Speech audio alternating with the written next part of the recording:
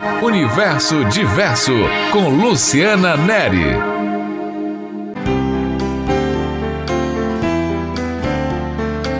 Vamos conversar com o professor doutor em Educação pela UESB, mestre e doutor em Desenvolvimento Regional e Ambiental pela UESC, professor formador da Rede Estadual do Estado da Bahia e também administrador e contabilista, professor Dirley Bonfim.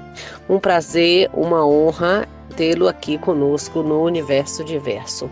Bom, o tema da nossa conversa será as questões ambientais, vida e morte e nosso futuro comum. Não é isso, professor? Nós vamos iniciar essa discussão trazendo algumas questões que são muito pertinentes nesse Dia Mundial do Meio Ambiente. Qual o verdadeiro compromisso dos governos, mas especialmente da sociedade, com as questões ambientais? O que fazer? Como fazer e quanto tempo ainda temos? Então vamos começar falando sobre qual a importância das questões ambientais para a humanidade e como surgiu aí o Dia Mundial do Meio Ambiente, o 5 de junho. Como nós sabemos, a questão ambiental ela é mais do que uma questão de segurança, de bem-estar da sociedade humana. A questão ambiental passa pela preservação mesmo da vida humana no planeta. E aí, claro, o que é o 5 de junho? O 5 de junho foi uma data instituída pela Organização das Nações Unidas, pela ONU, que marca, na verdade, a partir do que aconteceu uma conferência das Nações Unidas sobre o meio ambiente. Essa conferência ela foi realizada em Estocolmo, na Suécia, em 1972, exatamente no dia 5 de junho. A partir daí, a ONU chegou à conclusão que o tema, o assunto do meio ambiente merecia um protagonismo maior e se instituiu, a partir dessa data, o 5 de junho, portanto, o Dia Mundial do Meio Ambiente. E a partir daí, depois de reconhecida a importância do tema, quais são os principais avanços que tivemos nesta área, professor Dirley? O que nós temos a dizer agora, a partir da Conferência do Clima da COP27 no Egito, no mês de novembro de 2022, é que muitas propostas foram apresentadas, naturalmente tentando resgatar a questão ambiental, não apenas no Brasil, mas no mundo todo. Mas uma das propostas mais importantes foi a criação de um fundo que pode representar muito, especialmente para os países mais vulneráveis, que são, digamos assim, para combater, ajudar o combate aos desastres climáticos, aos impactos ambientais, à invasão das terras dos povos originários, enfim, todo o processo e de toda a degradação ambiental que tem ocorrido ao longo dos anos na nossa sociedade brasileira. Quando a gente fala em meio ambiente, muita coisa está em jogo, Quais seriam, assim, as principais questões dessa seara? Vamos ver que as grandes questões passam necessariamente, quando se fala em meio ambiente, pela educação, compromisso, ética e sensibilidade ambiental. E aí o que se coloca como uma ferramenta muito importante é a educação ambiental na formação, compromisso e conscientização da sociedade humana, que a educação por si só já se coloca como o combate na degradação ambiental. E educação ambiental e formação ambiental são questões que não são novas, Segundo o professor Henrique Leff, que é uma das maiores autoridades em educação ambiental do planeta, ele vai afirmar que a educação e a formação ambientais foram concebidas desde a Conferência Mundial de Tbilisi como um processo de construção interdisciplinar que passa desde a consciência das sociedades até mesmo mecanismos de lidar com coisas muito simples, como, por exemplo, a contenção do lixo orgânico, do lixo urbano, do lixo produzido por todos nós, da sociedade humana. Mas nós temos evoluído nisso, professor Dirley?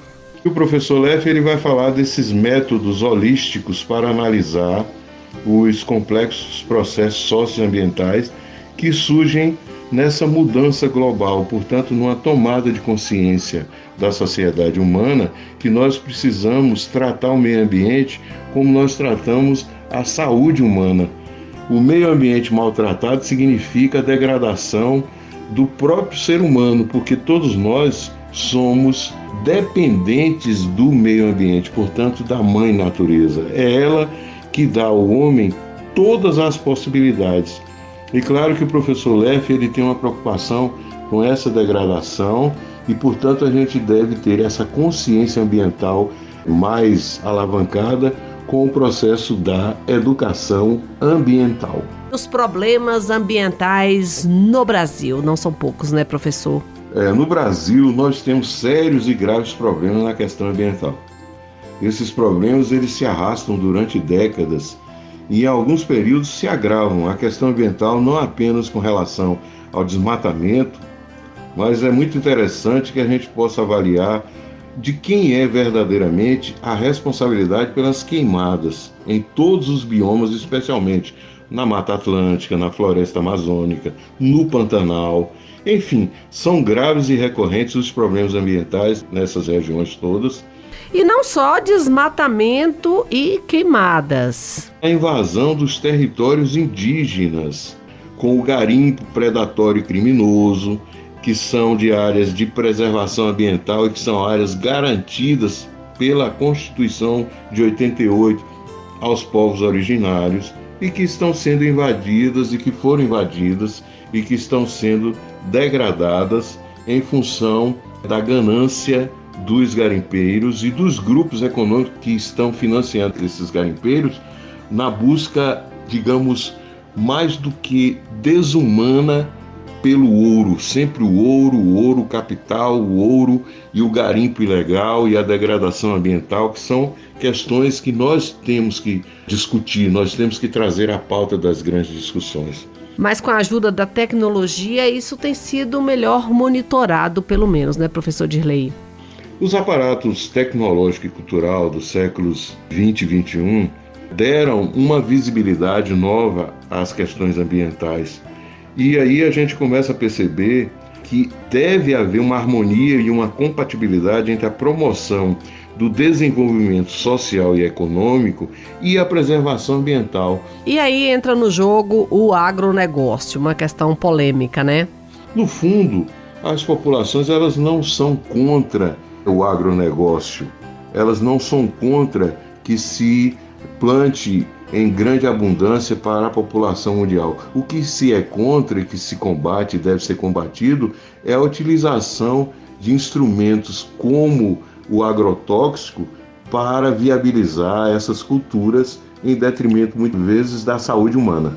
Tem um grande pensador brasileiro também, o professor Carvalho, que tem uma citação dele de 2020 que ele vai dizer também sobre a educação ambiental, que ela surge como uma estratégia para afirmar as bases de um novo saber, para uma nova racionalidade capaz de fazer frente aos desafios socioambientais oriundos do tipo de saber e de ciência adotados pelo paradigma dominante. Bom, um paradigma é um modelo de pensar, é um modelo padrão que é adotado, né, na sociedade, um modelo de pensamento, de ações e etc.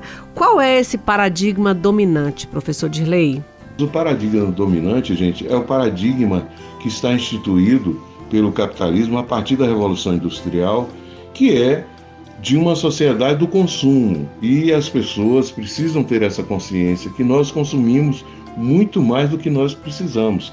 Tem um livro, que é um livro brilhante da professora doutora Raquel Kerson, que é A Primavera Silenciosa. Esse livro é de 1962 e a professora Kerson, ela foi inclusive perseguida pela grande indústria do agrotóxico quando ela vai denunciar todos os malefícios do agrotóxico nas culturas e o uso exacerbado na chamada monocultura. No agronegócio é muito utilizado para a cultura do milho em larga escala, para a cultura da soja em larga escala, e nós sabemos que isso traz um grande mal. E existe alguma forma de minimizar esses prejuízos ambientais, professor? Ouve-se muito hoje, na sociedade atual, a questão da cultura orgânica, da plantação orgânica. E por que isso é muito cultivado hoje e é muito solicitado, especialmente nas sociedades mais civilizadas? Porque parte do pressuposto que o homem é o que ele come. Então, se você come muitos produtos com agrotóxicos, a sua possibilidade de adoecimento é muito grande. É por isso que as sociedades têm feito uma opção pela agricultura orgânica. Ela é muito boa para a saúde e para todos, inclusive para a terra. Como é que a gente pode fechar esse bate-papo tratando especificamente da preservação ambiental no Brasil, professor Dirley? Bom, segundo o professor Saber, em 2010, ele vai dizer que não se pode pensar o meio ambiente em qualquer escala sem a devida atenção às suas peculiaridades intrínsecas. E aí ele fala dessa herança da natureza e o legado histórico de nós brasileiros, que temos um inconfundível patrimônio natural e cultural, e em pleno século XXI não é mais aceitável que nós degrademos, que nós façamos a poluição de forma irracional, de forma exacerbada, como ela ainda vem sendo feita. E como nós, enquanto povo brasileiro, podemos ampliar o nosso raciocínio no que tange à preservação ambiental? Trata-se, na verdade, da necessidade de ampliação, não apenas da preservação como consciência ambiental, mas também porque nós temos no Brasil ainda uma desigualdade social profunda, né? A pobreza na moradia precária, o desemprego, a baixa escolaridade, o analfabetismo, funcional ou não, as enfermidades que minam qualquer oportunidade de ruptura individual com essa condição social e ambiental.